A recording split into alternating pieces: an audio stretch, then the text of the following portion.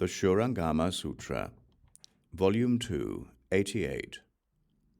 If you can leave far behind all conditions which mix and unite, as well as those which do not mix and unite, then you can also extinguish and cast out the causes of birth and death, and obtain perfect body, the nature of which is neither produced nor extinguished. That is the pure, clear, basic mind, the eternal, fundamental enlightenment. Ananda, although you have already realized that the wonderful, bright, fundamental enlightenment is not originated by conditions, nor is it originated by spontaneity, you have not yet understood that the source of enlightenment does not originate from mixing and uniting, or from a lack of mixing and uniting. Ananda, now I will once again make use of the mundane objects before you to question you.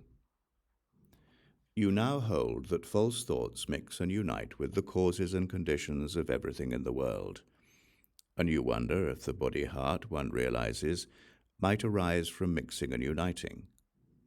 To follow that line of thinking right now, does the wonderful, pure, seeing essence mix with light? Does it mix with darkness? Does it mix with penetration?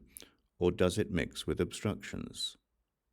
If it mixed with light, then when you looked at light, when light appeared before you, at what point would it mix with your seeing? Given that seeing has certain attributes, what would the altered shape of such a mixture be? If that mixture were not the seeing, how could you see the light? If it were the seeing, how could the seeing see itself? If you insist that seeing is complete, what room would there be for it to mix with the light? And if light were complete in itself, it could not unite and mix with the seeing.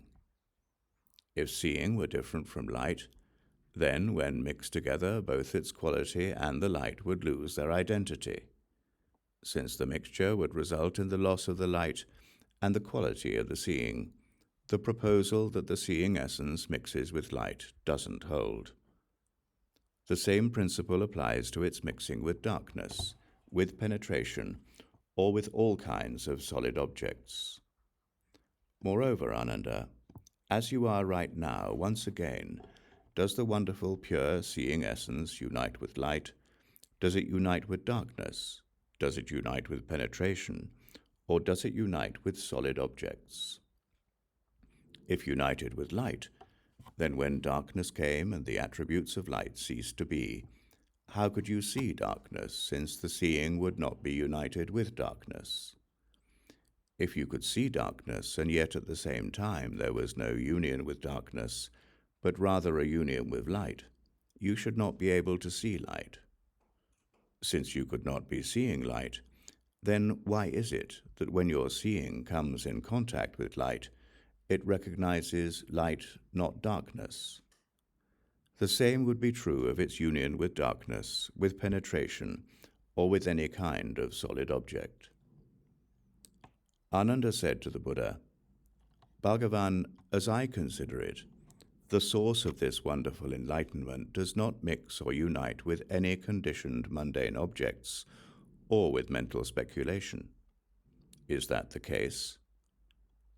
The Buddha said, "Now you want to say that the enlightened nature neither mixes nor unites.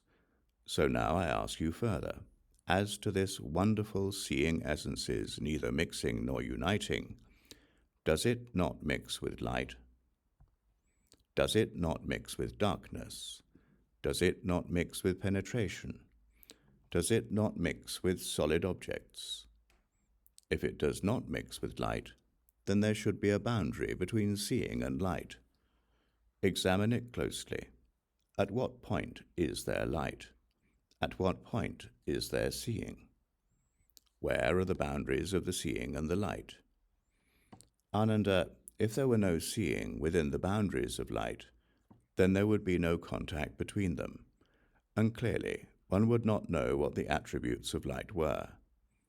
Then how could its boundaries be defined? As to its not mixing with darkness, with penetration, or with any kind of solid object, the principle would be the same.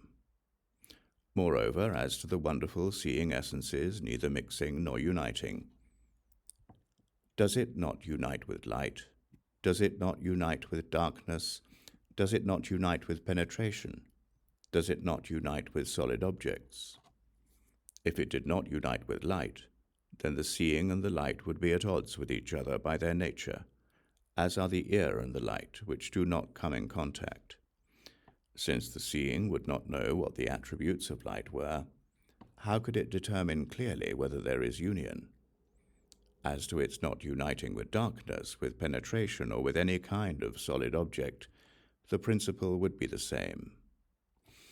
Ananda, you have not yet understood that all the defiling objects that appear, all the illusory ephemeral phenomena, spring up in the very spot where they also come to an end. Their phenomenal aspects are illusory and false, but their nature is in truth the bright substance of wonderful enlightenment. Thus it is throughout, up to the 5 skandhas and the 6 entrances, to the 12 places and the 18 realms. The union and mixture of various causes and conditions account for their illusory and false existence, and the separation and dispersion of the causes and conditions result in their illusory and false extinction. Who would have thought that production and extinction, coming and going, are fundamentally the eternal, wonderful light of the Tathagata, the unmoving, all-pervading perfection, the wonderful nature of true suchness?